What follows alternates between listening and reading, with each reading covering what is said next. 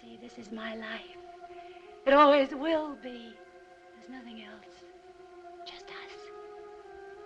And the cameras. And those wonderful people out there in the dark. Hi, everyone. Welcome to another episode of Out There in the Dark. My name's Tom Alexander, and with me is... That's your cue. Oh, that's my line? You say your name. AZ. My name. There you go. There you go. AZ. Yes, with me is AZ Majid. It is AZ Esquire. Majid. You know, I'm just thinking about just making it AZ like Cher does, you know? Yeah, no, you should. You should. You should spell it differently. I'm also dressing a lot more like Cher these days. I can see that. Yeah. Yeah. Luckily, the video option on this podcast is malfunctioning, so... It's not very nice, Tom. Trying to make fat shame me here? No, I never said that. I never said that. Oh, my God. Fat shamed. No. Dude, I'm way heavier than you. No. And with that, if any listeners are still left, Yeah. in today's episode, we're going to talk about our top 25 films of the 21st century. Now, you might have noticed, if you're a big cinephile and you're paying attention, a few publications like the New York Times, Rolling Stone magazine have published their... Sorry, 1 second. Yeah. It's the fake New York Times. The fake. Okay. Right. Or the failing New York Times, I think. That's what Trump calls it, yeah. Okay, well, enough about Trump. Really? Really? Isn't he always kind of in the background? Anywho's it's so a lot of talk about these films, and yeah, the New York Times came out with their top 100 of the century. We also have to remind ourselves that we're not in the 20th century and not in the 1900s anymore. So basically, the 25 years of cinema, and I think they put number one, the number one movie of this quarter century was Parasite. Yes. And I was just like, now hang on just a minute here. You know, like what? Excuse me. Wait just a darn tootin' second. Like, okay, listen, I like Parasite. Sure, Parasite is a good movie. All that stuff. But number one, come on. Have you seen the other movies that are out there? See, Django agrees with me. Yes, I don't blame him. Yeah, I like Parasite. I remember I watched it not when it came out, but before the Oscars that year when it on TV, like on streaming, right? Yeah. No, I got a DVD from somebody. But, oh well, sorry. But point being, I was like, this is not that great. It's good. It's good. I liked it. It's not like one of the greatest movies of all time. Yeah, it's like here's the thing I would say about a movie like Parasite. Interesting, well done, a little cheesy at times, a little over the top. Good performances, everything really, really strong. Yeah. But no lasting impression on me at all. I took very little out of the movie. There are two Bong Joon-ho films I like better. Yeah. And and I'm not that familiar with all of his work. Yeah, so that made me steaming mad, and I said, rip roaring mad, and I said, Tom, why don't we do our own 100 best of the century, and so dutifully I did it.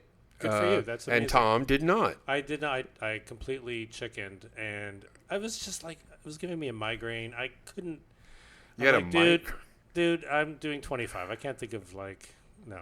Yeah, so Tom won. I'm also, it's cognitive decline. What do you want? That's not true, is it? No. Okay. No. Well, so I think what we'll do is, sorry, how do we want to run? Well, let's just riff on. Go on our list. Start with list? 25. Okay. Why don't we do yours first? Your 25 looks like I have not seen it. I actually have 27. I'm going to... Look, rating movies for me is very difficult. I'm not just saying that to be counter. It's just... It's a fool's game. Yeah, it is. And, while the number one movie for me, I think, stands out as a clear winner, and maybe the top 10, I can say, okay, in this order kind of makes sense. After that, it kind of gets a bit... this could be 15, this could be 17, I don't know. And the order will change tomorrow. If I did this list tomorrow, it would be different films. Well, that's a little mercurial. Maybe not different films, but different order. You're so unreliable. Some other ones. It's chaos up here. Yeah, it is. Okay. So let's start with my 27th. Okay. Which is the movie Control. Have you ever seen that? I did. I saw it at Cannes the year it played there. Right, which is like a biopic, if you can call it that. It is a biopic, but it's different than most biopics. About Ian Curtis and Joy Division.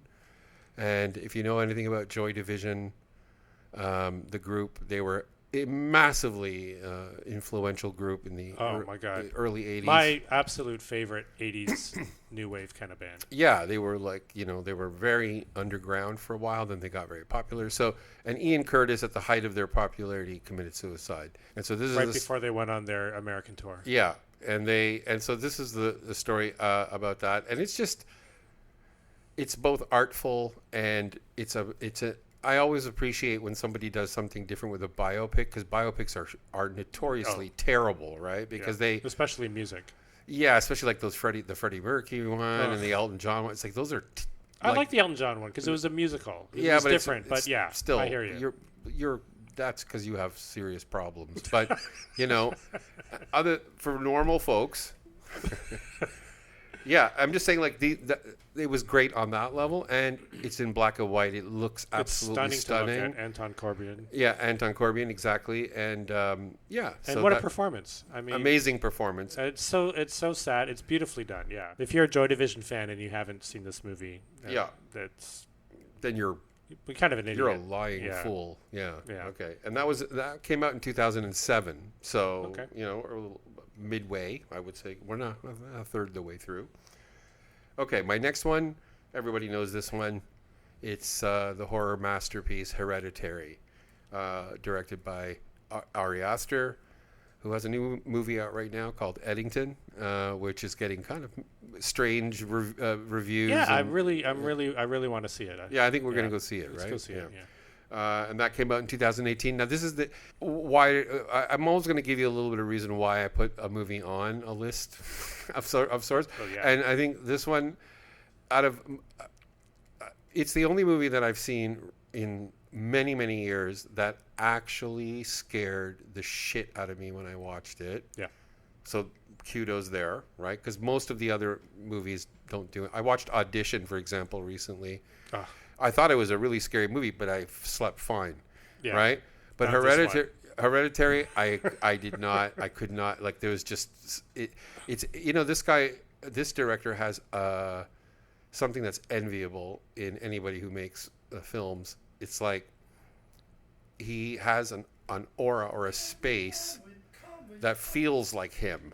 You know what I mean? Like it's not just that he does similar things. It's not like Wes Anderson where it's like, oh, I can identify, the symmetrical framing and the Baroque touches and the whimsy.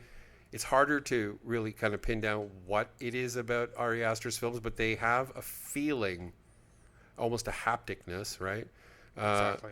Yeah, and I never feel that way with anybody else's films, right? No, he uses. I love Hereditary as well, and it is terrifying, and he gets under your skin in a way that is very primal. Yeah. So the imagery, that incredible scene where Gabriel Byrne bursts into flames. Yeah. or when you're getting toward the ending, and of course the famous decapitation of the little girl. Yeah. I mean, oh my God. These are things that you cannot models, unsee, right? Yeah, and the fact that she makes models, right? Yeah. And you're always going into those models, and she's recreating the accident over again. It's very, as frightening and terrifying a movie as it is, it's also very, very astute about trauma and psychological damage that occurs because of trauma, and then the legacy of trauma, right? Yeah. The familial trauma. The familial trauma, and then it extends out to the cult, the tribe, and then that carries forward in Midsommar, right? Yeah, there's a lot of that in Midsommar, which I would argue is not quite as successful a film, but it's also very, very good. Terrifying. But it's also terrifying. Yeah, terrifying. And that brings the horror through this community. Yeah. And And the trauma, building on the trauma of the Florence Pugh character and that horrific opening scene in the film. Yeah. Jesus Christ. Which is similar in its structure. Yeah. There's always a catastrophe that starts these movies, right? And it's interesting that... So you're dealing with trauma. That's what I'm saying. Like, these are people who are dealing with grief and trauma. And what seems to follow is partially an expression of trauma being projected, right? Mm-hmm. And an attempt to bypass trauma through some other communal means that are both, the fantasy, a ritual. Yeah, the fantasy of the ritual and the cleansing and all that stuff. But then there's an evil side to it. There's a disturbing, awful There's a side history of it, right? Yeah. So in Hereditary, it's the mother who is part of this coven. Yeah. And there's going to be spoilers, guys. So just everybody's seen Hereditary. Everyone's seen Hereditary. And in Midsummer, of course, it's this Midsummer Festival. Yeah. Great choice. Yeah. Excellent choice. So my next one, which is 25. Yeah. Is Songs from the Second Floor. I have not seen it, so you'll have to. Well. I know. Always wanted to. Yeah. Songs from the Second Floor. So directed by, this is right on the cusp, and that was 2000. Now, if you know anything about this director, Roy Anderson, he did Songs from the Second Floor, and then he did a follow-up movie, A Pigeon Sat on a Branch, reflecting, what's it called? A Pigeon Sat on a Branch Reflecting on Existence. That's the sequel. As one does. Yes, exactly. Now, what is it about Songs from the Second Floor? I think I can say without being hyperbolic that it's the most beautifully framed film I've ever seen. Mm-hmm. And like every scene is meticulously framed, right? And it's very abstract, but it's also very funny, right? But it's just like there are set pieces in this movie that remind me of, when you see I Am Cuba for the first time. Wow. And you're like, how the fuck did they get that shot, right? In this movie, too, I'm like, but how did he do all of this?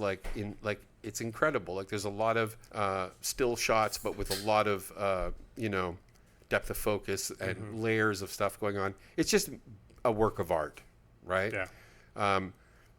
I can't say that it's emotionally very compelling on that level, but it's just a beautiful work of art. So, Songs from the Second Floor.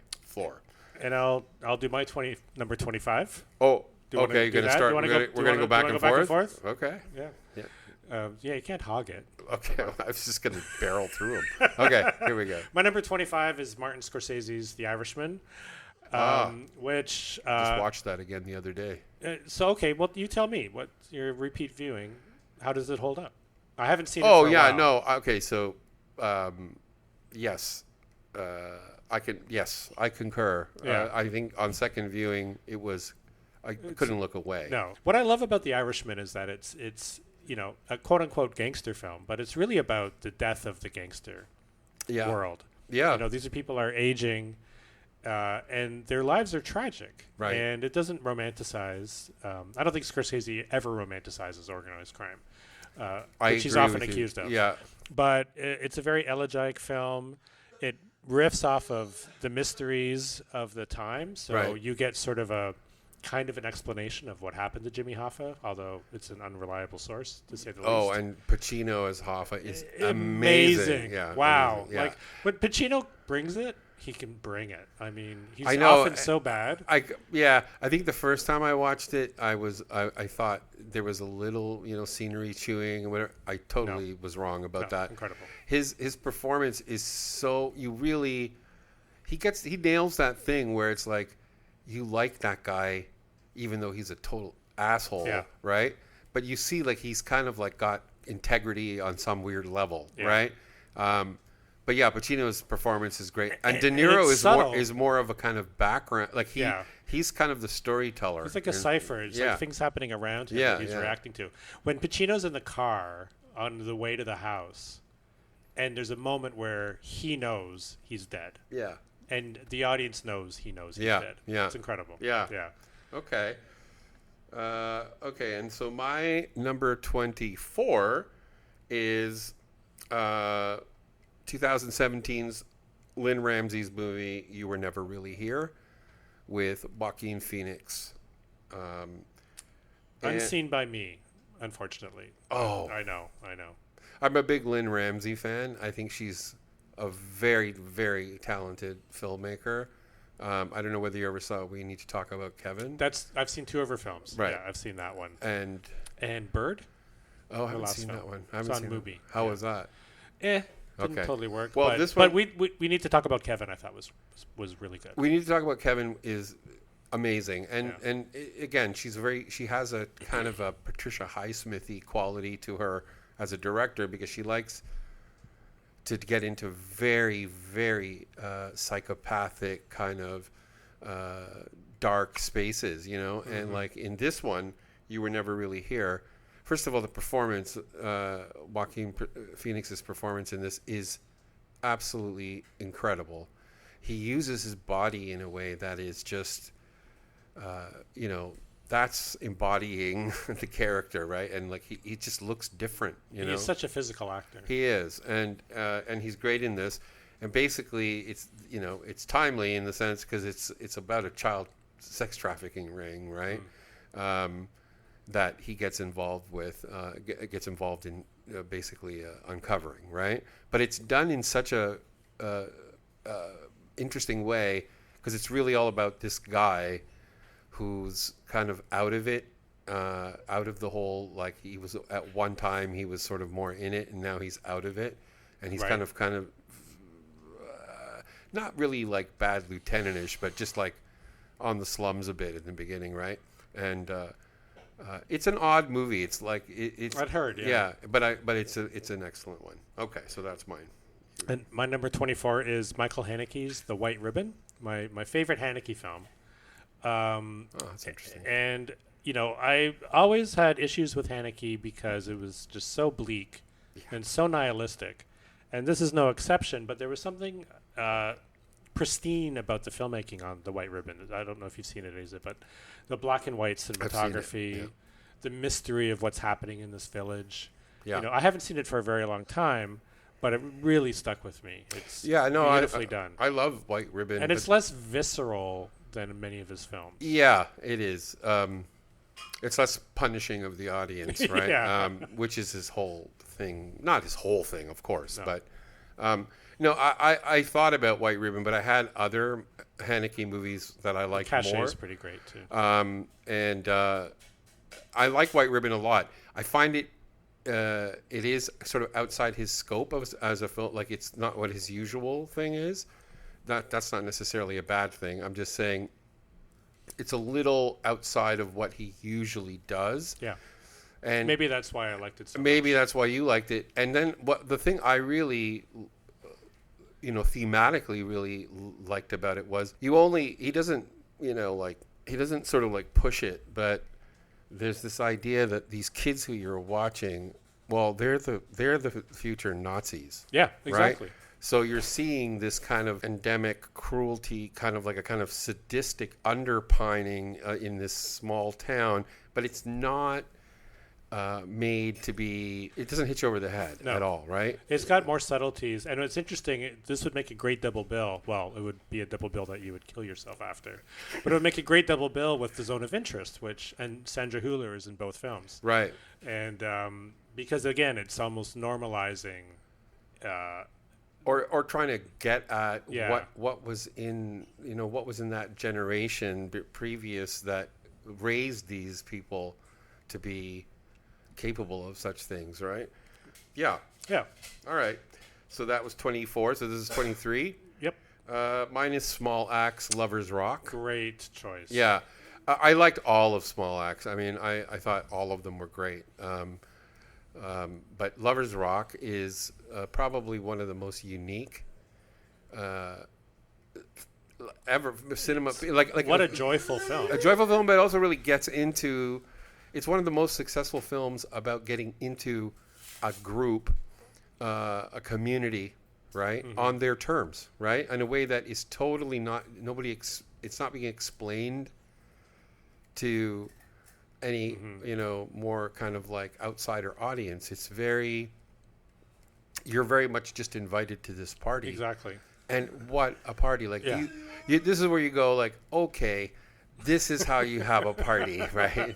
And there's all these subtle things, of course, going on, sexual tension that's going on and stuff, right? Yeah, and so, it's not just about the party. There's stuff going on there, and that's connected to the other movies in this series. I really, would encourage anybody to just watch all of Small Axe. I've only seen Lovers Rock of the series. Yeah, no, they're all really good. They're all good. And and I think it's like an important, because it's like a strange thing. It's a series of movies, right? So there's like 6 movies. Mm-hmm. And they all they're take various different lengths. Like 1 or 2 are feature length, maybe. This one's short. This one's like 48 minutes or something. Yeah. But anyway, Lovers Rock. Yeah, it's a great choice. My 23 is Bong Joon-ho's Memories of Murder, which I haven't seen that one. Which I think is much better than Parasite. I mean, it's my favorite of his films that I've seen. You watch it, and in its surface, it is just this police drama, obviously influenced by like Melville and that sort of world, but in style and tone, you've got this whole influence on stuff like True Detective. All of these, like, police find the serial killer in the industrial wasteland that we're in, and the cops are fighting with each other, and that Seven, huge Fincher influence, both ways. Yeah. And it's just fascinating because it's also about the Korean police force and how dysfunctional they were at the time, and the backdrop of these demonstrations that are happening that have a direct effect on the police force. Right. So, for example, they're trying to hunt down the serial killer, and they don't have the manpower because so many of the police are busy with these demonstrations. Right. And of course, it's based on a true story, which is unbelievable. I know. So, yeah, this is highly, highly influential in cinema and television today. Amazing. Okay, well, I haven't seen that one, so I'm going to check that one out. Awesome. Okay, so my 22 is Black Swan. Wow. By Darren Great Aronofsky. Yeah. Probably, I would say this is his best movie. It's, for people who don't know it, it all takes place in the ballet world, and it's extremely psychodramatic. Like, there's a lot of surreal kind of things. It's all about this, it's Natalie Portman who's got the part of playing the White Swan in the ballet, Swan Lake, right? Yeah. And it's all about the paranoia and the pressure and the jealousy and the the kind of the hard work and the kind of trauma that a lot of these movies are about trauma. I think that's kind of, if I had to put a theme on the century, it's trauma movies. But it's like so. It's so inventive in its use of surrealist imagery and you never know what's real and what's not real. Yeah, exactly, right. And it's not obvious. A lot of these films will make it obvious what's a fantasy and what's reality, but not this one. No, it's very frightening at times, like when she's developing like the wings on her back. She doesn't know what that is, right, and stuff like the fly or something. Yeah, and I think Aronofsky can be a very problematic guy sometimes. Like I like a lot of his movies, but some of them are just pure They're always garbage. Interesting, but some of them are terrible, right? Yeah. But and I think he has to watch it because he tends to, when he gets too spiritual or something, he's kind of poop on a plate. Okay, next. And my number 22 is Black Panther, the Ryan Coogler Marvel movie. And I know you're gonna, yeah. Come on. Now, is this you being PC? No, it's not. White man choice. Anyway, I mean, I'm just kidding. The superhero genre is so grossly omnipresent today in motion pictures. It's just, and they're awful. There's so many of them that are just absolute garbage. Some of them are good. Very few. Very few. Yeah. Black Panther is one of my favorites because it is so much. It's about so much more. It is about, this African American experience that you don't see in any other superhero type movies. And the action sequences are just incredibly well done, very intelligent. And I love how the villain character, the Killmonger, his reasons for his behavior are understandable. He's almost not really that much of a villain at all, because he's trying to protect Wakanda from being colonized. Yeah, look, So I thought on all these levels it was remarkable. Yeah, it doesn't deserve to be on a top 25. I would say. Well, I think it's. What do you know? No, because it's not a good movie. Like, I'm sorry. It's a great movie. It's not a great movie. I'm sorry. It's terrific. No, the CGI is horrible sometimes. Really? Horrible. What are you talking about? Horrible. I'm sorry. No. When we were watching it, we were like, this looks terrible. So, I think there's potential for it. If the big mistake I think that they make with these movies, and I think it's actually worse than non-representation, which is that they always put it through the white filmmaker filter, right? It's not a white filmmaker. I didn't say it was a white filmmaker. I said they put it through a white filmmaking filter, right? Which is like you're gonna have to explain that one. Okay, well, why couldn't they have made it a little more on the independent side rather than making it kind of like a big, massive blockbuster? Like, you can't get subtle when you're trying to. Well, there's no subtlety. No, of course not. Yeah, and I'm saying from a race perspective, I'm not suggesting I know, but I'm just saying from my perspective, people go like, "Oh, this is so great!" Like it's like finally like empowering. It's finally empowering, but it's like, is it though? Isn't it just empowering in the way that it kind of repeats the whole cycle that led to the racism in the first place? No. Just no, eh? I don't see it. If you support a structure that has oppressed... So you mean like the world that the movies come out of, like the Marvel... There's a style of movie universe that comes out of that too, right? There's a style... You're saying it doesn't have a black filmmaker style? Or just like an interesting and like an outsider perspective in the way that in the filmmaking, I'm saying. Sure, there's a story there, but you have to ask yourself also, living in the world we live in, any movie that is done in a big blockbustery Hollywood, millions of dollars, hundreds of millions, there's no way that is not going to be indicative of the dominant ideology of the day, because that's what's funding it, right? So they're not going to... Well, sure. This is sort of what's allowed to pass, I'm not saying it's without merit. I'm not saying that, right? Yeah. It's not an all or nothing kind of thing. So obviously it's a very meaningful movie to a lot of the black community, and I guess that's what's most important, right? But you also have to kind of look at, this is a really long conversation about race, but I would just say my problem with the movie is it doesn't deviate from the formal approach that all huge blockbusters make. Right. And in that, Agreed. maybe unconsciously, but because it wants to be in that league, its sort of ambitions are already verifying or somehow supporting a system that left these people out for like 100 years, right? You're kind of saying, well, now that you've made a space for us, we want that. We want in there too. And it's like, It's better if you make something that is like Spike Lee does, right? He's like, do that. Do like why didn't Spike Lee it should be something separate?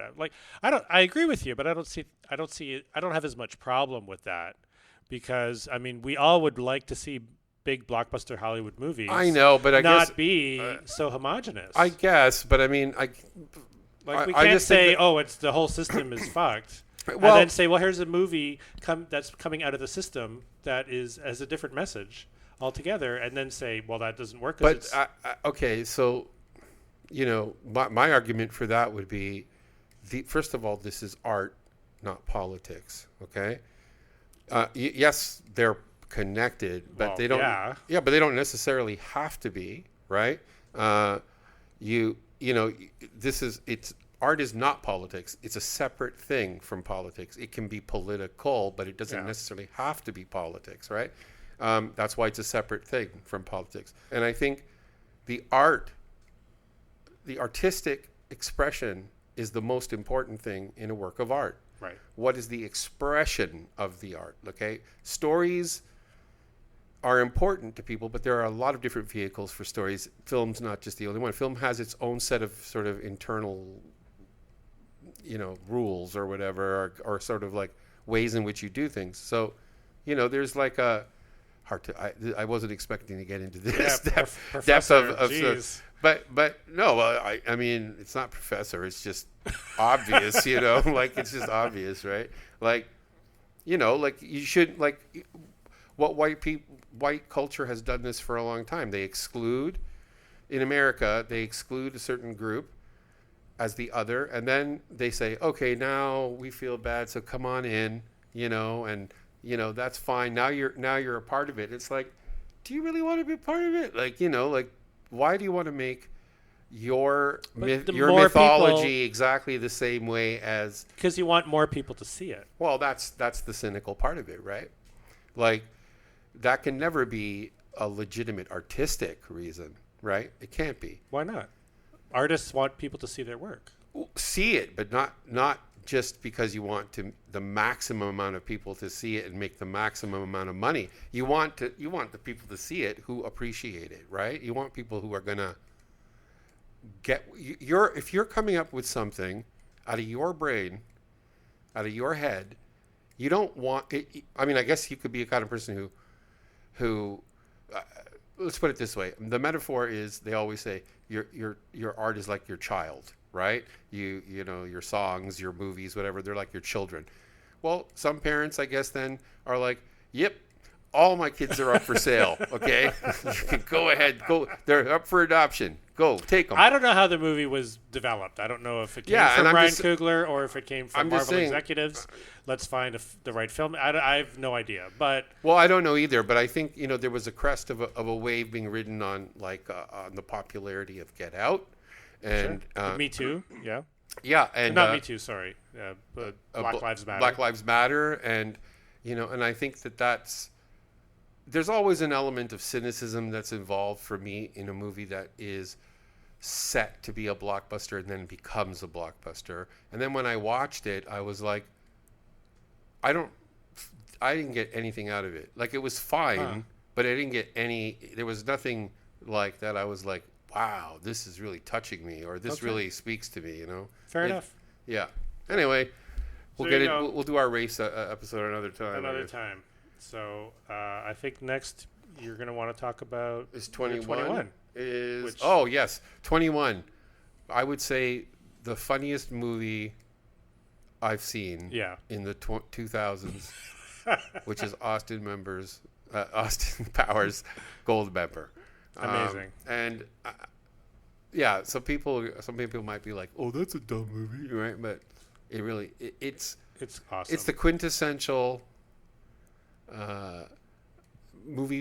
comedy for Canadians, especially, I would say, because there's a lot of code for Canadians in his Dr. Evil character, and that's a very Second City type thing to do.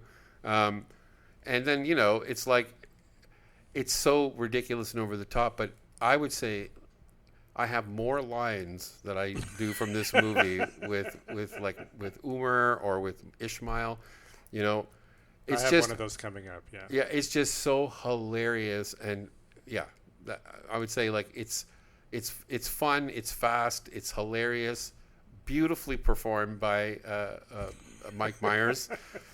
Four different parts, right? So I know. I think Mike Myers obviously wanted to be Peter Sellers, right? And that's what he's doing in this movie. Yeah. I think he's best Peter Sellers. Right? Well, so much of his work is like that, and he's done so many really good films. Yeah. It's just too bad he made one stinker that ended his career, which seemed weird to me because everyone makes bad movies sometimes. I guess he tried to do, he did The Love Guru, which was huge. That was the one. And then he tried to do a TV show, which was also a big flop. Oh, okay, yeah.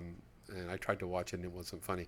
I think he just, who knows? I think he doesn't strike me as somebody who's had a good time after his huge success. No. So, who knows? It's great. It's great. My number 21 is Eternal Sunshine of the Spotless Mind. which... Oh, yeah. I mean, I just think that should be higher. I mean, that's what I say. You have it higher? I do have it higher. Okay, great. That's my... so I won't talk about it, obviously, when we get there. But I can talk about it a little bit. So it's my number 1, 2, 3, 4... Wait, 1, 2, 3, 4, 5, 6, 7, 8, 9. It's my number 9. Yeah. I mean, I have not seen this movie for decades. I haven't seen it since shortly after it came out on video, probably. Oh. And I saw it in the theater, and I saw it again. And there's no other movie like it. It's totally singular. He's the one guy I feel... Michel Gondry, yeah. Michel Gondry and Charlie Kaufman. Because, I mean, Gondry, sure. Yeah, he hasn't made as many strong films, whereas Kaufman has done lots exactly. of He's stuff. He's a great scenarist. Like he's good at his movies look good, Gondry's, and they're very whimsical at times. But it's mostly Kaufman. And you're right. And it's just Kaufman is just such a great writer, and this is one of the best love stories I've ever seen. Right? Yeah. Like, I mean, it rivals the best classic Hollywood films, right? It's just so much about the pain and the suffering that you go through, and the kind of the kind of back and forth with the passionate love, and then the passionate hate, and then the passionate need, and all that stuff, and it goes through all of those things in such a fascinating concept that you can erase somebody from your memory. It's an incredible premise. I wonder if I would have put this higher had I watched it more recently. Probably you would have, because I know I've watched it now at least 4 or 5 times. Yeah, I haven't seen it many times. It's just stuck with me. I mean, Jim Carrey's performance is like, it's like when you can forget that it's that rubber-faced dude who's like mostly terrible at times, and just go with him. That's serious good acting, right? So it's a strong performance. Yeah.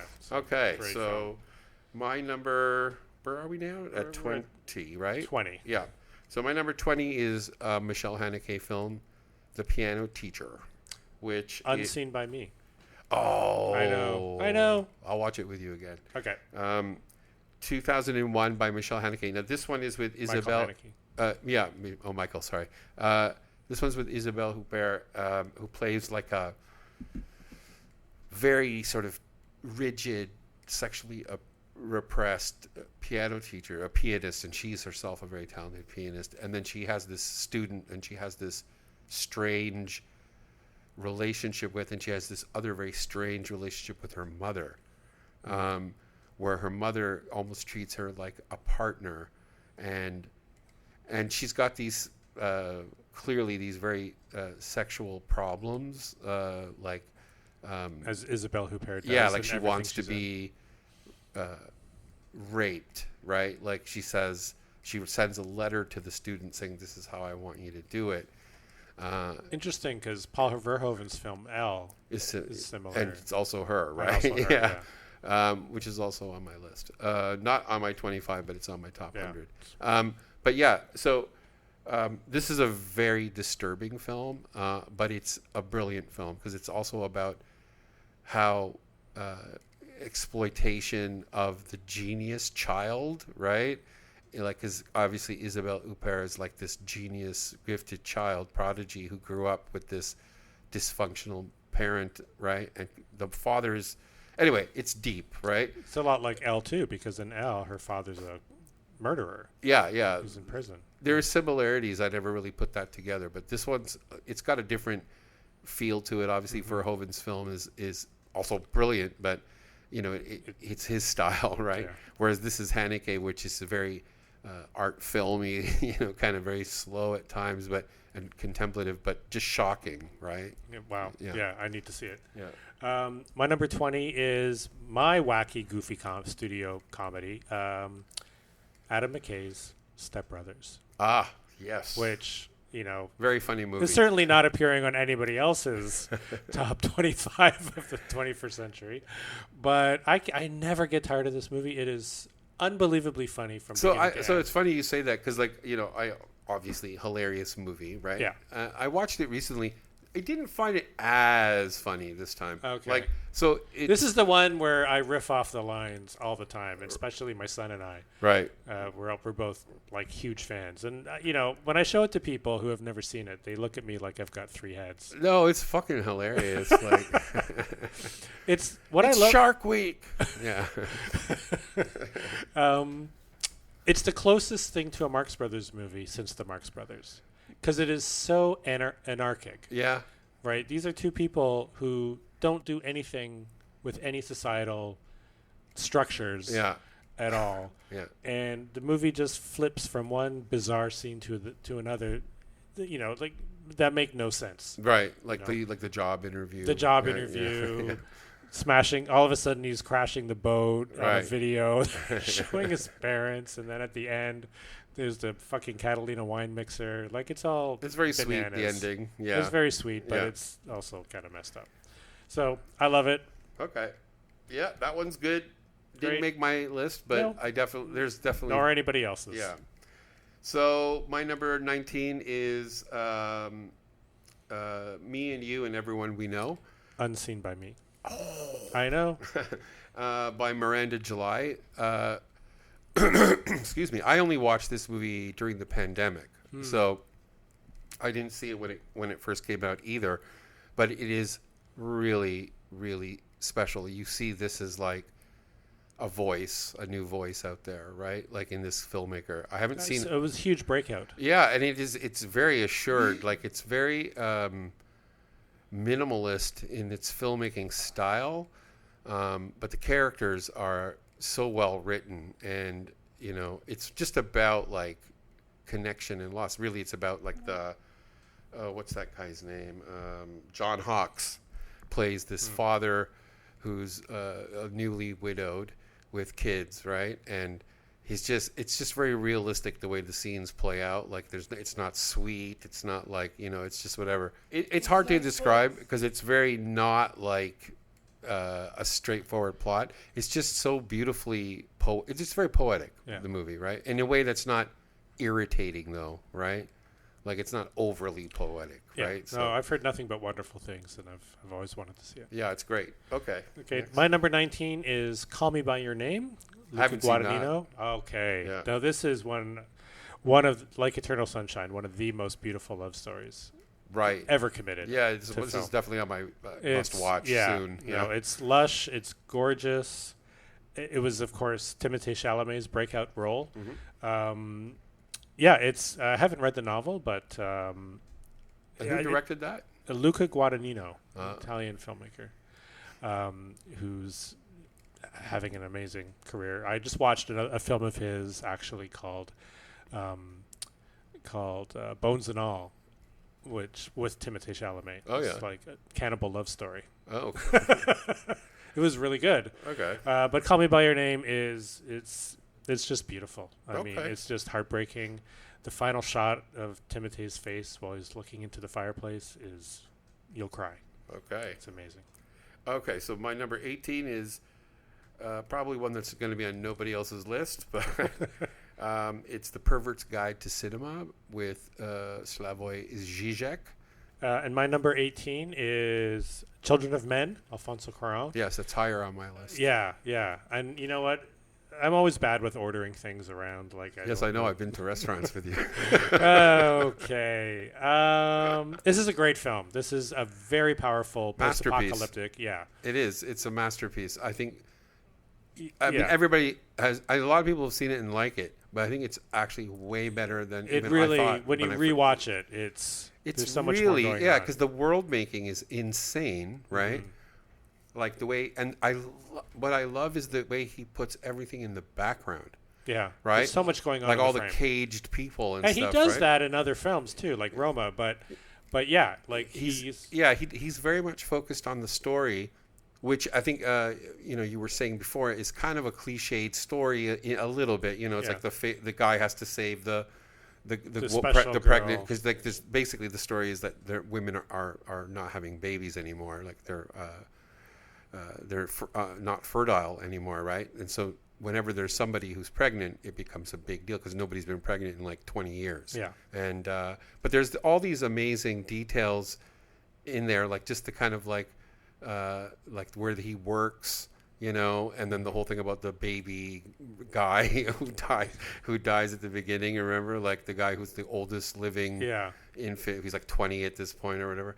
So there's a lot of like really subtle stuff that's happening in the background. All the Soma stuff they talk about in the background. That's very Michael Caine's world in his house. I love Michael Caine in that movie. So I just think like this, you know, I think there's just so much going on in the background, and I like that he doesn't forecast, you know, like there were fights against the Islamists, and there's no, it's just chaos, and it's building chaos, right? And it's just so beautifully done because it's done within, again, this very kind of personal story, right? Mm-hmm. It's a beautiful movie. It's great. And of course, Cuarón does that one-shot scene that he does in all his films, and in this one, it's the best. It's this assassination. Yeah, I've seen the making of that shot, and it's just nuts. Yeah. Oh, I know. It's unbelievable. Okay, stunning film. So my next film is this 17 now? Yep. Is this going too slow? It's fun. Okay, keep going. So my 17 is A Ghost Story by David Lowery, 2017.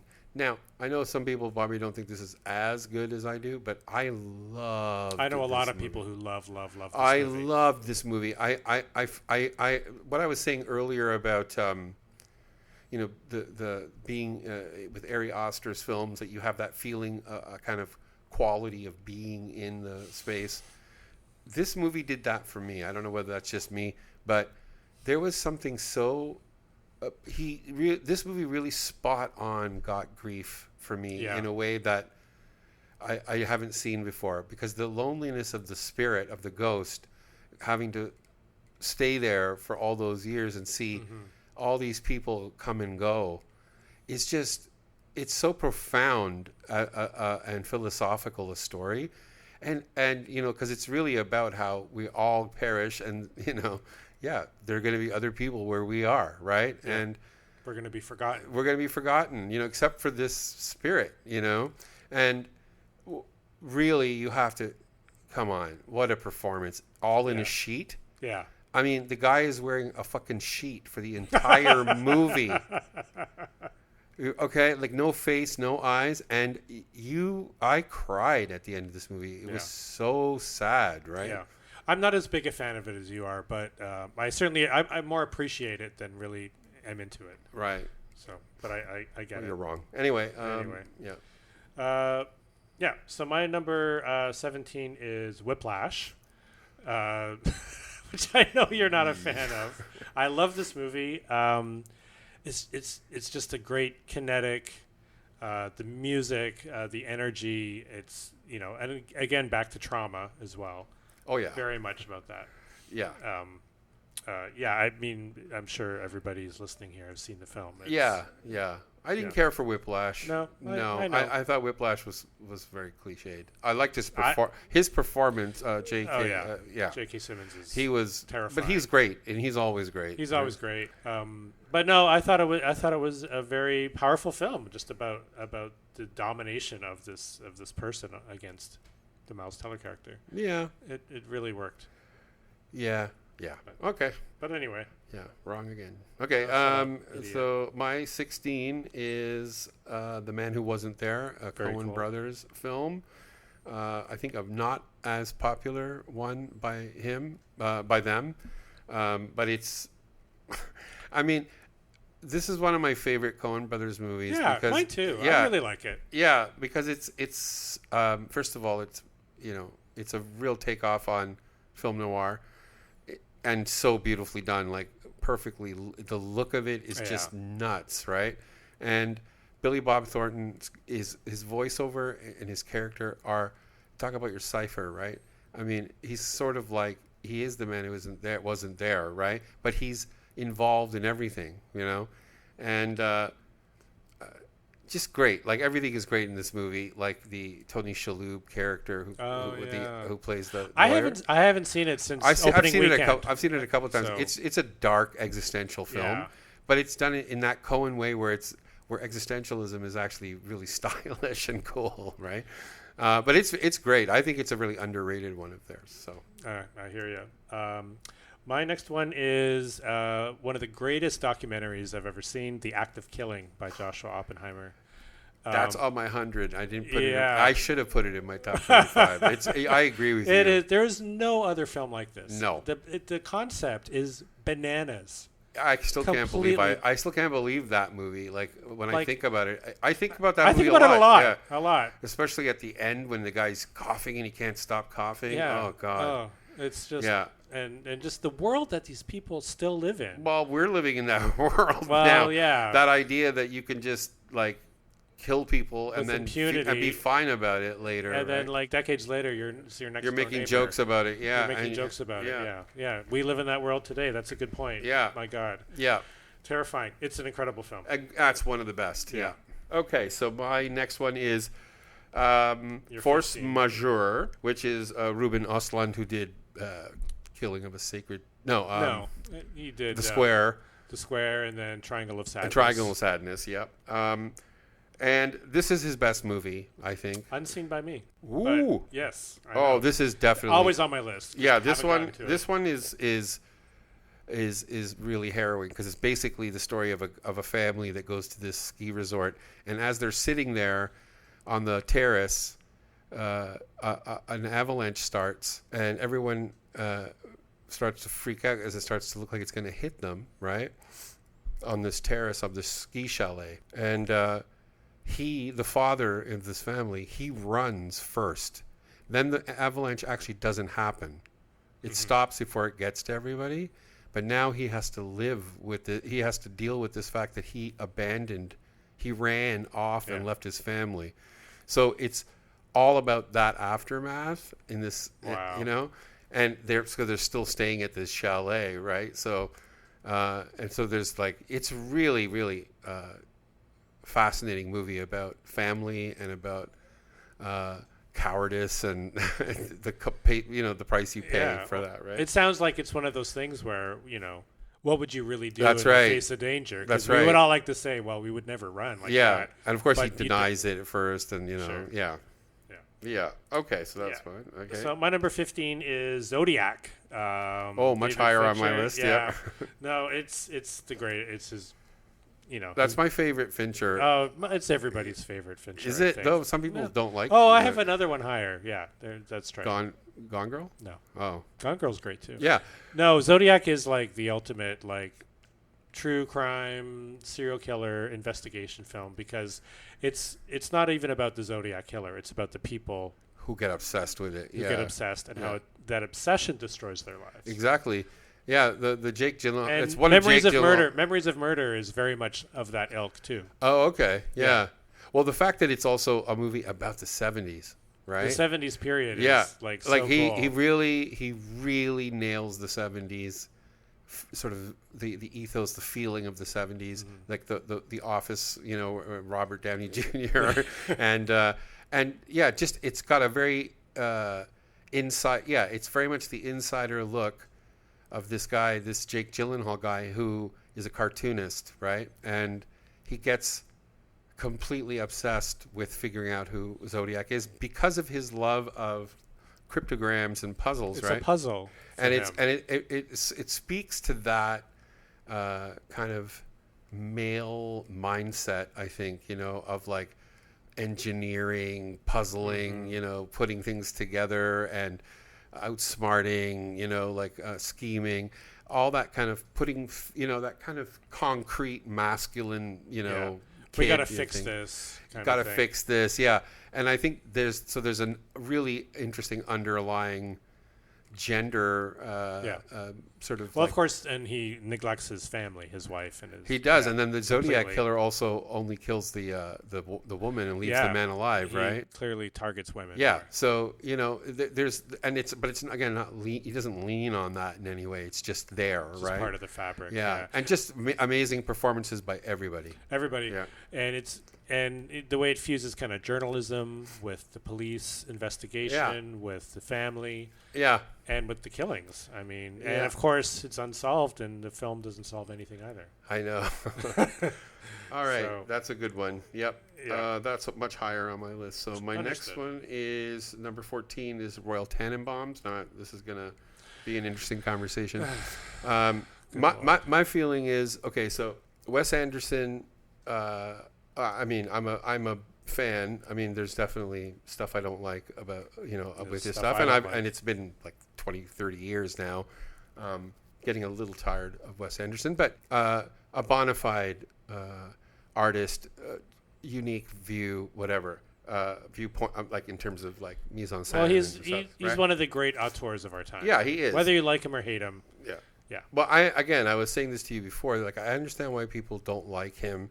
I understand the whimsy and the overly sort of fastidious, Baroque kind of touches and the meta levels of people say there's something formulaic maybe about the way he structures movies and stuff. And I can sort of see that as a kind of a little bit of a legitimate criticism. But at the same time, I mean, this guy is just, if in the world of cinema, there's nobody else who makes these kind of movies, and he's been so influential on everything, on design, on television, on movies, on fashion, so this is an important figure. Now the Royal Tenenbaums is probably what I consider to be his masterpiece. No, well, I would say Rushmore is my favorite. I can't say, but this one has got the elements that Rushmore doesn't have as much, which is it has that kind of, that Salinger-esque literary, family, the family of geniuses and artists, but they're all completely fucked up, right? And the performances are great. This was the first movie where I said, it's interesting. This filmmaker likes to put characters into funny costumes that look very theatrical and not real, and yet you still feel you start crying nonetheless, because you see this kind of costuming as a kind of masquerade, right? It's a security for these characters to kind of sense, like to hold on to some sense of identity, right? Yeah. And that's a fascinating trick, to kind of both wrap the present, and then when you open the present, it's equally as good, right? Yeah, I think Royal Tenenbaums is Anderson's first film that really leans into his style that we still see today, because Bottle Rocket and Rushmore still feel like regular movies, right? You're starting to see a little bit of in Rushmore, but but now you're really starting to see the quirky characters, the chapter headings, the extremely art decorated scenes.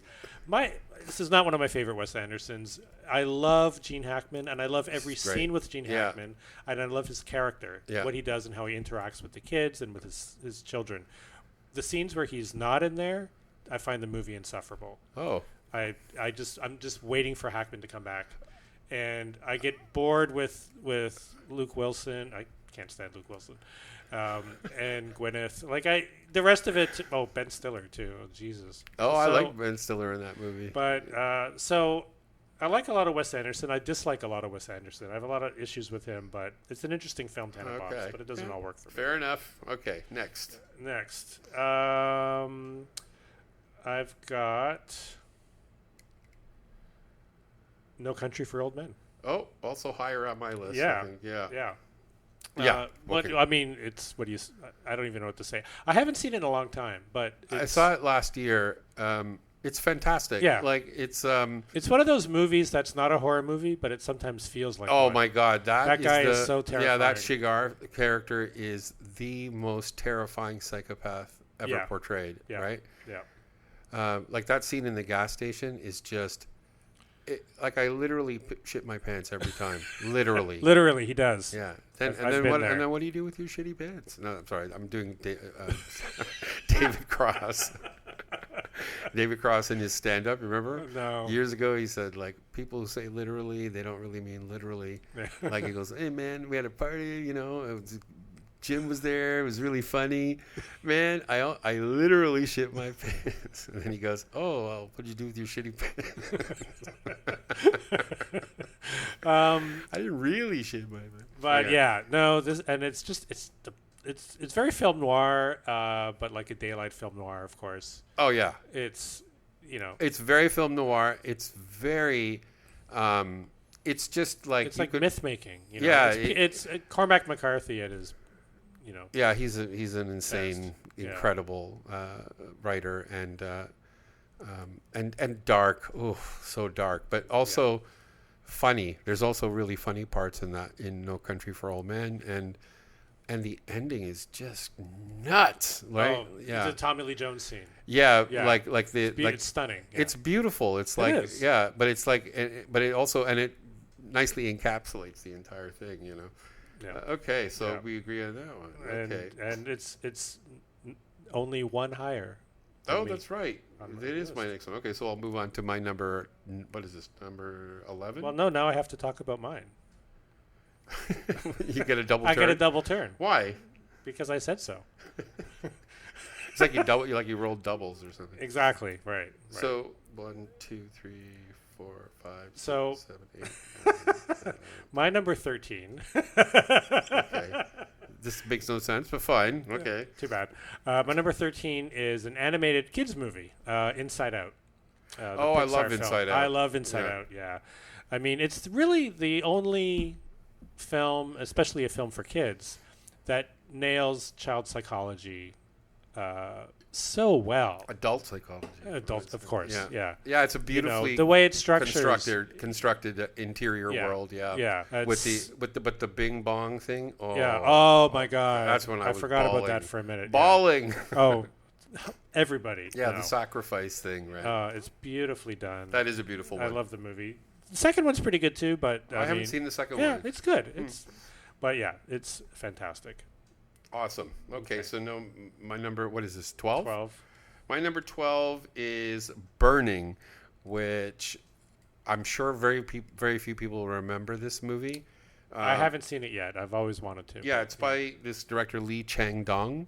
I don't know too many of his other movies, but this movie is really, really creepy and really great. It's based on a Murakami short story, and essentially about these these two guys and a girl who get together.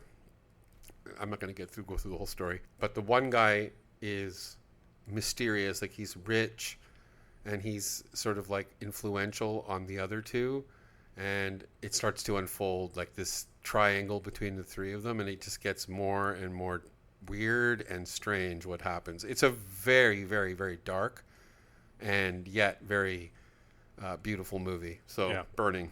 Yeah, definitely want to see it. So my number 12 is Spotlight, the Todd McCarthy film. It's it's not really part of anybody's conversation these days. Right. I mean, when it came out, it won all these Oscars and everything else. And I've seen it a couple times, and it's one of those movies that the economy of the storytelling, the invisible direction is so powerful. Yeah.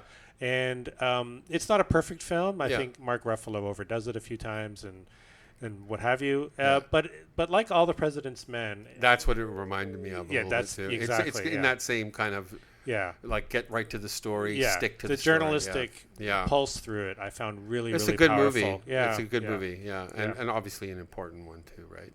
Yeah. So my next one is Children of Men, so I'll you have to do yours now? Is that how this works? That's right, yeah. So you're getting shafted here. Yeah. Okay. So caveat on this one, which is my number 11. This is number 10? 11. 11. Caveat on my number 11. I love the movie, and on everybody's list, it's much higher. I haven't seen it since it came out, and I remember loving it so much. And I think if I'd watched it more recently, it would probably be higher. But it's Wong Kar-wai's In the Mood for Love. Oh, much higher on my list. Yeah, yes. yeah. And yeah, I know you were telling me you haven't seen it for a while. I watched it with Ishmael because I show him just the way you show your son movies. I show my son's movies, right? And we watched it last year, I believe, or was it? Yeah, and wow. Interestingly enough, like the one I haven't seen is 2046. Okay. And it's really good. Another podcast that I love. I think I sent it to you. Yeah. It was a lot of these more psychoanalytic theorists, but great podcast. And they did a list too, and both of them picked 2046 as their number one. Wow. So and the thing is, I'm looking for. I can't find it. No. It's hard to find, man. Well, it is because the company I work for, Mongrel Media, we did it. And our rights have lapsed, so nobody in Canada has the rights to it. Really? Oh shit! We licensed it from Sony Pictures Classics. I don't know if they still have the rights. Right, but it could be. Streaming, it could be. Right? No, right. it could be just in limbo. Yeah. Yeah. Which That's is too bad because it's a terrific film. Yeah. Okay. So that was your number 11. So my number. Your number 10. 1, 2, 3, 4, 5, 6, 7, 8, 9. So my number 10 is Moonlight. I know you don't care for this one as much as me. No. But by Barry Jenkins. This came out in 2016. It won Best Picture. Right? Yeah. Oh, yeah. No, yeah, that was the big fiasco year, right? La La Land. And it's one of the few times that I've watched a movie that won Best Picture that I was surprised, and because this is a very abstract film, right? It's sort of like the life of this one child through childhood, then teenage life, discovering he's gay, and then adulthood when he completely reinvents himself and becomes this totally different person, kind of a gangsta looking guy. Yeah. But essentially it's about this, how the experience, this is so if you want to talk about representations or stories or approaches that to me get into the Black experience, Sure. This one does it perfectly. Sure. Because it is about this movie also makes me feel a kind of sadness and for lost time, for at the end when they get back together, the childhood friends Right. who had their first experience together, right? Yeah. It's so tender and beautiful, like the way they meet. It's so simple. It's like, he's working in the diner and he comes in. Mm-hmm. I just love the way that whole thing plays out, and just see this big giant guy that he's become with the grills and everything and the do-rag, and the way he's so tenderly still loves him, right? Like it's that love that was so far apart and then still came back together. I do need to rewatch it. I mean, I saw it quite a long time ago. It's not an easy movie. Yeah, I felt it was overrated, but certainly its reputation and legacy has been massive. Love it. I love this movie. But anyway. I fully understand. My number 10 is Don't Kill Me, but it's another superhero movie. This one is Christopher Nolan, The Dark Knight, which is very different from the shit you see today. It's a really I guess this has to be on your list at some point, right? Dark Knight is really it's not just a superhero movie. It's about the inherent fascism of the superhero genre, because it's really about how, you've got these two figures. One is, this super rational, wealthy, intelligent, scientific type guy, Batman, versus this agent of chaos, the Joker. Right. And how they cannot get each other. It's constantly in motion. I think they get each other in a weird way. Well, they do, of course, but they. And then by the end, Batman has to use these horrible methods to try to nab him, which is spying on the entire world. Yeah. And that's true. It's an intelligent. It's a much more intelligent. It is. It's definitely, and it has that amazing performance. By Heath Ledger. So the set pieces are stunning. Yeah. It's I almost felt really like film. I almost feel like with this whole Batman thing, it's like I don't know. I appreciate Christopher Nolan, but he's so humorless. Yeah. That's the thing I cannot handle. Whereas I like Tim Burton's better because they're more wacky in a certain sense. Well, I mean my favorite is Batman Returns. Sure. Which is with that amazing performance as Penguin, right? Just makes me cry. And Michelle Pfeiffer. I mean, wow. And Michelle Pfeiffer. But when the Penguins all come to get him, that kills me. Well, the problem with Christopher Nolan's Batman trilogy is that was the end of camp for the superhero That's genre. right. No irony. There's no irony. There's no camp. There became so much more serious and less fun. Yeah, and I'm not saying that. Yeah, and obviously Nolan being obviously a very intelligent director, he gets it. Like he gets to the smartest part. Yeah. Of this sort of showdown between so-called good and evil that isn't really binary like that, right? But I don't know. I just can't put it on my list. Oh, sure. No, I get it. Yeah. I'm not doing it. No matter what you say, Tom. All right. And so my number 9 was Eternal Sunshine. So it's your turn again, you cheater. But again, I'll reiterate that. I wonder if I watched it more recently, would I put it higher? Yeah. Yeah. My number 9 is another documentary. I think it's quite a monumental achievement. O.J. Made in America. Oh yeah, excellent. Yeah. Which is I think 9 hours long. Yeah. Done for ESPN, and it's this exhaustive portrait of O.J. Simpson. It's brilliant. And it's brilliant. Yeah. And both O.J. things are good. Even the fictional one was really good. Oh my God, it was amazing. Yeah. John Travolta. No, I love Schwimmer. Schwimmer's heartbreaking. Yeah, I know, but the end. it just always Schwimmer is funny. For me. But O.J. Made in America is about so many things, right? It's about it's not just about the murders and the trial.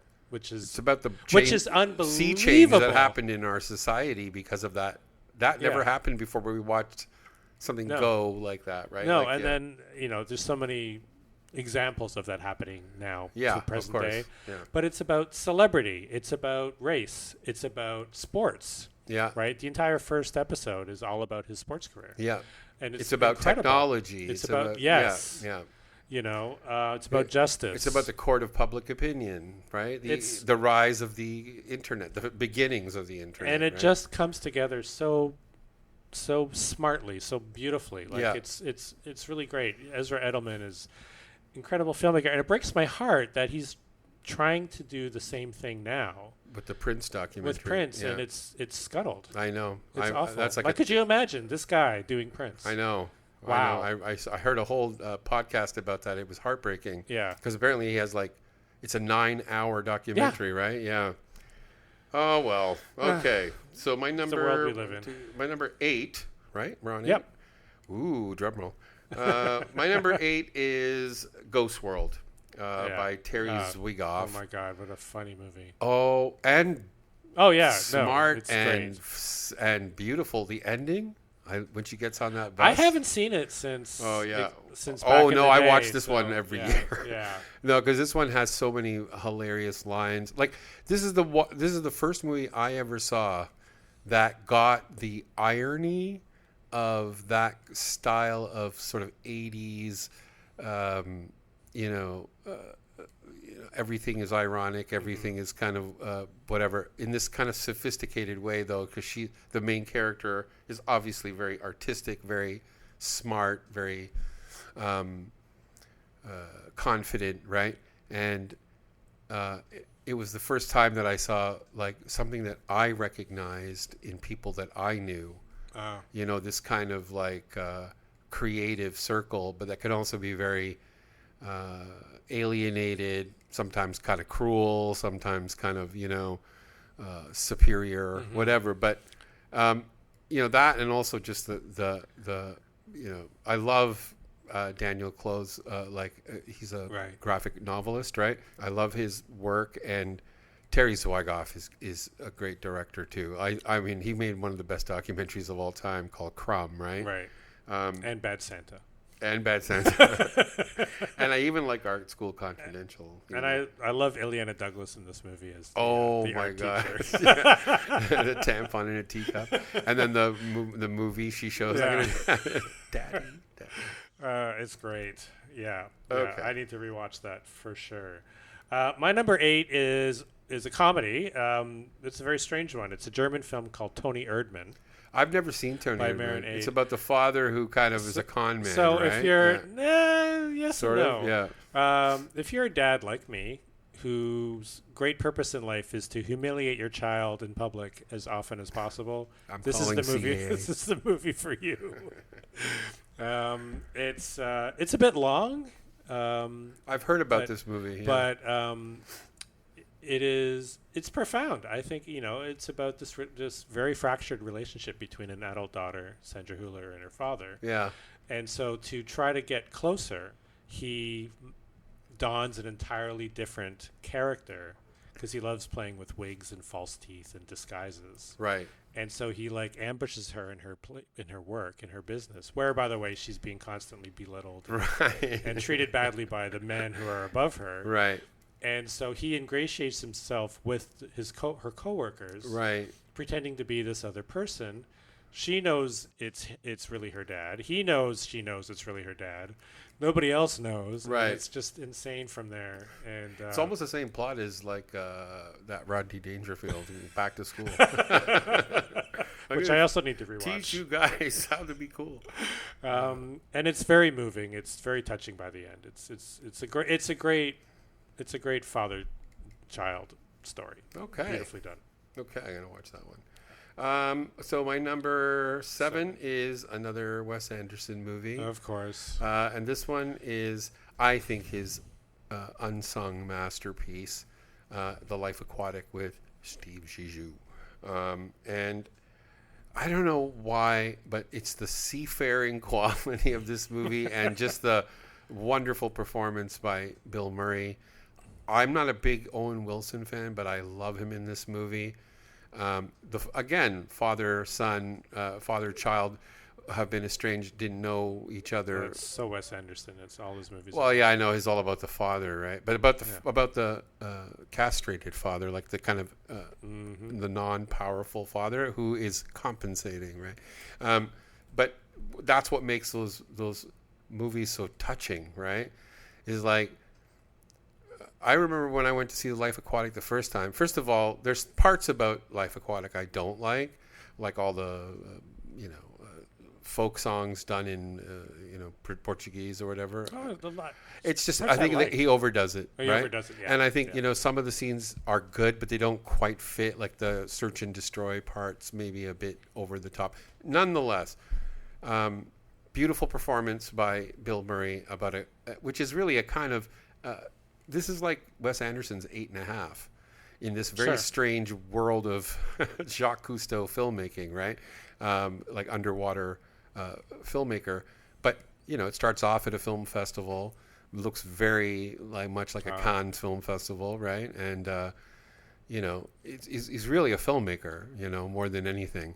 And it's about that kind of selfishness of this father. And it's an interesting, it's also very profound that as a father, you do get to that moment where you're like, have I spent enough time with my kids? Have I been a father at all? Like, I don't feel this. I know I'm a good father. I know you're a good father, but it's deep about that connection between fathers and their children. Well, we all self-doubt too, right? We do all ask each other that questions. Of course, you have to, right? Ourselves, if you're worth your salt in any way, you're going to ask yourself what you're doing right and wrong, right? And I bawl at the end of this movie. I don't know why. It touches me. I liked it. I saw it when it came out, and I haven't seen it since. So I've little to say except I didn't like it as much as you. Except that Azed, you're right, and I'm going to now adopt all of your opinions. Because folks, Azed really needs that. I do. I need the truth. It's constant constant self-actualization with this guy. That's right. It's exhausting. I'm above you all. So exhausting. I'm all above you. My number 7 is Get Out, Jordan Peele. It's on my top 100. It yeah. didn't quite make my top 25. About a week ago, my son wanted to show the film to his boyfriend who had never seen it. So I rewatched it just 2 weeks ago, and it holds up. Like it does hold up. It's great. It is. It is so great. And one thing I watched this time was Daniel Kaluuya's performance more closely. He's great. Unbelievable. Yeah. Unbelievable. So subtle. Yeah. So, well, those eyes, Oh my God. Yeah. And even I want your eyes, man. Yeah, I know. But we're all over familiar with Get Out. I won't talk about it much more, we don't need except to say it's just and it's not scary as a horror film. No, but it's chilling. Not meant to be. It's kind of chilling in a way. It is unsettling. Yeah. It's great. Yeah. Okay, so my number Your number 6. 6 is David Lynch, Inland Empire. Now I'm probably an outlier on this one. No, it's a great movie. Again, it's a 3-hour film that was shot largely on digital cinema. I saw it opening weekend. Haven't seen it since. But okay, so I saw it twice in the theater, and I just watched it a few months ago. Cool. So I've seen it about four times. I think this is just like, seriously, like you rarely see movies like this one, right? The performance by Laura Dern is a tour de force. Like of course, it doesn't get the recognition it deserves because it's in such an abstract, bizarre movie. But I don't know where she goes in this movie. Yeah. It's bizarre. Like it's like deep. It's very deep. And I love this movie. I don't know why. Like I don't fully get it, obviously, but it's Lynch at his most Lynchian in a way, right? It's so awesome. The dream logic is nightmare logic. I know, but there's those terrifying. There's scenes that are like when she comes right at the camera. Oh my God, I'll never forget with that weird distorted face and stuff. Yeah, like and the scenes on the street. When she's like vomiting and stuff, and like she's dying, right? I find it, as a corollary to other stuff, like let's say, Mulholland Drive or something, which people seem to all like that one, but this one, people don't seem to be as into, and I find it as good in some ways as something like. Well, Mulholland maybe Drive. people.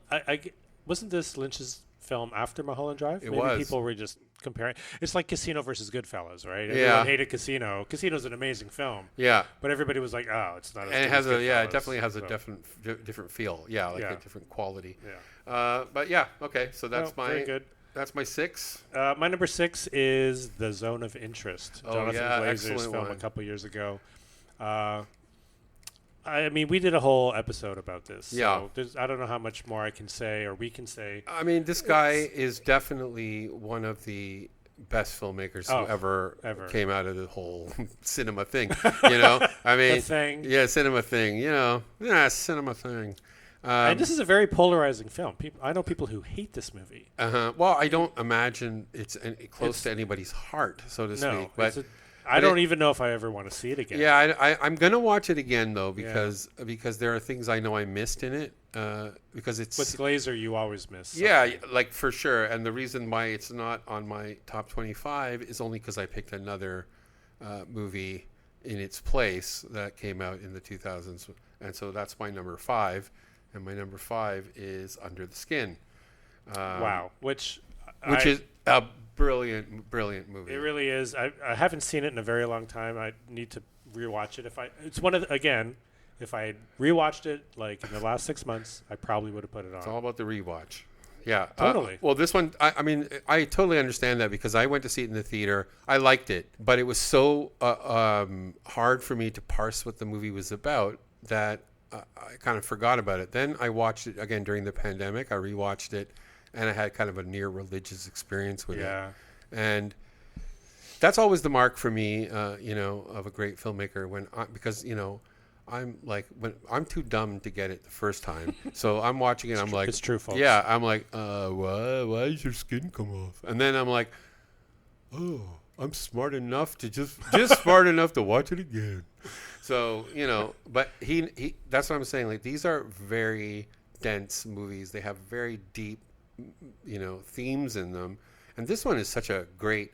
I mean, when people talk about Barbie or something as a great feminist film, this to me is a great feminist film. It's truly feminist because it's about a woman, a non-woman being put into a woman's body and then using that body to attract men to kill them, basically, for her alien planet, right? And those scenes in that black. What do they come up with that? I don't even know how they did that. Yeah. Like that black floor that turns into liquid and then they sink and stuff. I mean, that's just fucking gorgeous. That must have influenced Jordan Peele. I think it did. It must have. Yeah. I mean, the whole sunken place. Yeah. Same thing. Yeah. Anyway, beautiful. No, it's great. I got to rewatch it. Yeah. And great performance by Scarlett Johansson. Oh, yeah. So okay. My number 5 is going back to David Fincher, The Social Network. Ah, yes. So which I mean, I love Zodiac. And I haven't seen The Social Network in quite a while, but it has really stuck with me, and especially today in a world where every waking moment is dominated by the tech giants who control our lives. Yeah. And this is the origin story of the villain. Mark one of the worst villains, and what it gets. I have some problems with Social Network, although I did watch it recently again, and I liked it a lot more than I used to, because I guess I didn't realize just how much the movie really focuses on how sad and lonely Zuckerberg's character is. Like, he's a very internally damaged kind of guy, right? Yeah. And I think the movie did a really good job again of like subtly showing that, like just the way at the end he's hitting that refresh over and over. He just needs to know this girl who rejected him like how many years ago. And then he betrays, Andrew Garfield, and then he's he has no conscience. Yeah. Well, he just wants to be loved in this. He's like Citizen Kane in that way, right? Right. That's a good comparison. Yeah, I think the narcissism of the character, and Jesse Eisenberg, who I think is a terrific actor, is his perfect role. Yeah, and Armie Hammer is amazing. Wow. Yeah, terrific. It's a great movie. Yeah, and a very relevant film, I think. Okay, so my we're on number 4. Number 4 is the Master, Spirited Away by Miyazaki. Stunning film. Huh? Stunning. I mean, I think after Disney's like 40s films and 50s films, I would say 40s. Better. This is like the greatest animated children's, in quotes, film. And this is the thing I have to say is this is art. This is deftness in art. This is skill. When you can do scary, frightening looking imagery, and yet no kids are scared. I've never every kid loves Miyazaki. Yeah. Like they love Totoro. They love Spirited Away. Ishmael, when he was little, watched it all the time, right? Yeah. And it's like, it's because he's in the child's world, and the world is not just happy, funny, fun. It's like there's scary stuff in there, right? And just the storytelling. I think about this movie also all the time. I've been thinking about No Face, that character at the end of this movie that just sucks everything up, right? As like, this is the kind of like consumerist model, like, right. Anyway, Spirited Away. Haven't seen it in a long time, but I love this movie too. Yeah, it's probably Miyazaki's masterpiece with a career full of great films. Career full of masterpieces. Yeah. So my number 4 is Mad Max Fury Road. Right. One, just maybe the greatest action movie in just kinetic energy in. It never lets up for a second, but it's also, like you talked about with Under the Skin, this is a very strong feminist film. It is. And Mad Max is not the main character. He's a supporting character. Yeah. It's really about Furiosa and saving these women. And, we've all seen the movie 100 times. It's great. Well, you're right. I mean, I think that's a really important point, because it's an attempt to use myth making to create one of the first female kind of warrior characters that has a backstory. And then, of course, Furiosa came out afterwards, which I also really liked. Yeah. Yeah, you're right. I personally, this is just a totally personal thing. I personally like the Road Warrior better. Amazing. Yeah. I'd have to watch Road Warrior again to really say. I think the Mad Max Fury Road is incredible, but it's a little old. This could be old man me thing, but it's a little over. It's a little overkill for me. I'm like, it's pretty over the top. Yeah. It's big. Okay. Yeah. But yeah, an amazing guy, that George Miller. He's a great filmmaker. Top 3 now. Holy crap. Okay, so my my third was Zodiac. So we need to hear from Tom again. Sorry, folks. Well, I mean, Zodiac is, it's probably got the longest legacy of any of Fincher's films, really. I mean, he's made, Fight Club, Seven, Social I love Network, Fight Club. I do, but this is a different Zodiac animal. It's perfect. It's like near perfect. Yeah. My number 3 is, I haven't seen it on too many lists, Boyhood, Richard Linklater. Right. Yeah, we've talked about Boyhood before. I think so. Yeah, I think I know a lot of people who don't like Boyhood. Yeah, I don't love it either. I think it's I respect the experiment of it, but I don't think that it was sort of, the juice was not worth the squeeze, as they say, right? So that's how I feel. I thought it was way worth. Well, one, of course, the making of the film is insane. 12 of course, years. 12 years. Yeah, but I think I've never seen a film where that so accurately depicted how a child grows up, and we see the trauma he goes through as well, and we see the trauma of his mother. Because the movie you could re-edit the film and call it Parenthood. Yeah, that's true. And it's just, to me, it's the perfect distillation of one person's life through 12 years. Yeah. Again, I sob like a baby at the end every time. Okay, well, not the end, but like when when he's going off to college and saying goodbye to his mother, I lose it. Do you need a blanket, Grandma? What's going on there? Oh, you can cry in movies, but if I do it, I cry like a man. I don't know. No, he doesn't. Folks. Yeah, no, I'm the worst. Me. Okay, so now my number 2 is In the Mood for Love, the Wong Kar-wai film. And you put that quite a bit lower. I put it lower, but it just seems to be the running theme. Yeah. Great films that I recognize as great, that I appreciate, that I remember thinking were unbelievable game changers in cinema. But as I'm writing these lists, I'm just, without having seen the film lately, struggling to. You need to watch less Golden Bachelor and more of these movies over and over again. Like, what about Love Island? I don't even know what that is. No. Okay. But do you live under a rock? But Golden Bachelor. That's more your speed. It's more like my life. Yeah, you are the Golden. I am Bachelor, the Golden Bachelor. But yeah, I think in the next week or so I have to rewatch. Yeah, well, that's the fun thing about these lists too, because there's some on your list I definitely have. I've never seen. So yeah. But I mean, let's just talk for a second, I guess, about In the Mood for Love and what makes it so special. Yeah, the thing about In the Mood for Love is it's very lyrically, it's a love story, basically. It's about unrequited love, where these two very attractive Japanese a male and a female, right, the two main leads, they live in the same apartment block, and they pass each other every day going to get noodles, right, from the local place. And it's done in this very stylized, extremely stylized, very slow motion. There's a lot of gesturing. There's the curtains that are blowing all the time, with that wonderful score by Michael Galasso, yeah. Beautiful score.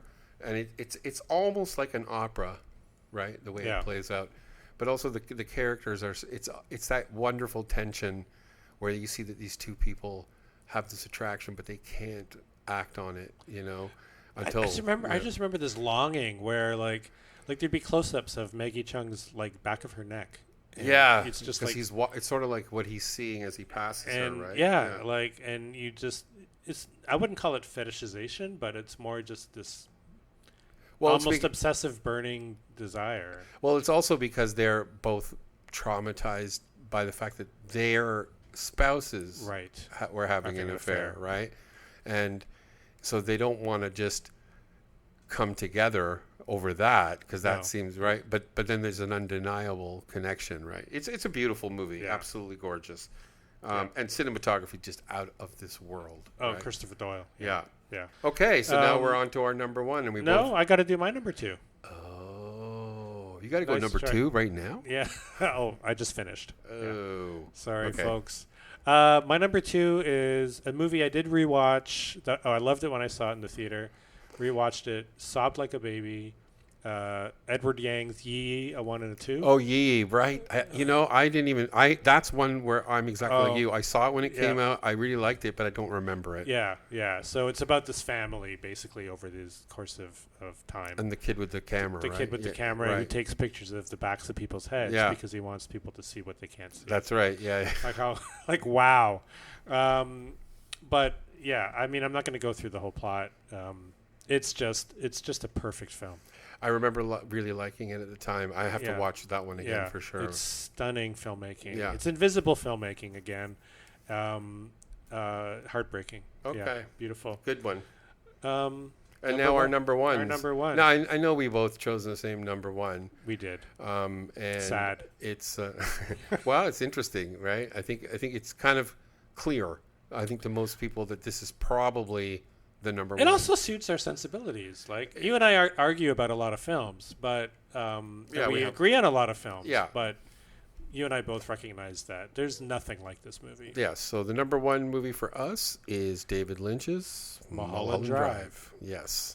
And having lost Lynch recently has really put him in proper context, I think, for most of us who are cinephiles and really into movies. Which is what an important figure he was. And I mean, his films there just won't ever be anything like that. We did an episode on him. But like Mulholland Drive it's the perfect medium between him as an abstract surrealist artist and a Hollywood filmmaker. Yeah. It's the perfect distillation of that. It's like, and showing how surreal Hollywood is. Yeah. But it's also it's a movie again. It's one of those like Singing in the Rain or like and there's a lot of singing in the rain in Mulholland Drive. But like it's that whole movie about a movie, right? It's like very much about filmmaking, right? It's his and the artifice of film becomes part of these characters' lives because she can't. Naomi Watts' character cannot face her failures, right? Creating this, I mean, you can interpret the movie a million ways. It's hard to nail it down. One way you could look at it is I know you have this desire to put it together, right? I mean, that's normal. I think that's what he's playing with, and he's so brilliant at it because you don't have to know. No, but you don't have to. There's no magic like. I get it. Yeah, you can kind of put some of it together for sure especially if you watch a lot of his movies. But this is the movie that like really. Touched everyone. It's a very popular film, right? Mm-hmm. And I think if people they know Twin Peaks and they know Mulholland Drive, right? Yeah. And Blue Velvet too, but yeah, totally. But I think even less so now, right? Yeah. I think Mulholland Drive is so beautifully. It's so intricate, and there's some like absolutely stunning scenes like that whole Club Silencio part. Wow, It's so moving. It's like she passed away recently. Yeah, she did, Rebecca Del Rio, right? Yeah. And that whole thing about the sound is continuing, but it's that concept of the image that this is a very deep thing you can talk about on a more psychoanalytic Lacanian thing. That's me. I'm super like that. But the image becomes the fantasy. And this is what Zizek was saying in that movie I was saying, like, it teaches you how to desire. Movies don't satisfy desire. No. They teach you how to desire. And that's what this movie is kind of uncovering, right? I get that. That fantasy acts in that way, right? Yeah. And I think for those who feel like Inland Empire is Lynch going too surreal. This is midway. This is enough where it's surreal aspects and definitely. But couched in a kind of familiar form. Kind of a familiar narrative. And almost a Nancy Drew-ish kind of quality. It's very Nancy Drew-ish, yeah. And Blue Velvet's like that too. Yeah. But, and there are individual scenes that are much more conventional. Yeah. Like when the director comes home and Billy Ray Cyrus is in bed with his... And it's funny. It's funny but weird, too, with all that pink paint. Yeah, but... Yeah, I was like, what's with all this pink paint? It's so weird. But, the audition scene. Or whatever, the audition scene with Chad Everett. Yeah. And, so many amazing scenes in that. The cowboy, right? Oh, wow. Who's Monty Montgomery, right? Yeah. Who's like a producer, right? Yeah. But yeah, and if you hear the great Ann Miller, Ann Miller, exactly. I mean that's it. Like that's the best movie I think. It's the best. Yeah. And Parasite can eat me. Screw Parasite. Man. Yeah. What is that? Parasite. It's a parasite. Parasite is a parasite. And they're foreigners too, aren't they? I mean, should we be giving this award to foreigners? Only American films should win Oscars. Only Trump. Americans. Yeah. And freedom fries with that. All right. So I guess we're thinking for our next episode, we need to find a film that one of us really loves and the other really hates, and then we're going to fight about it. So, but not $1 Million Baby because I don't want to watch that one again. So if you, that would be great. I'm not watching that one again. I would watch it again, and I'd bring an essay.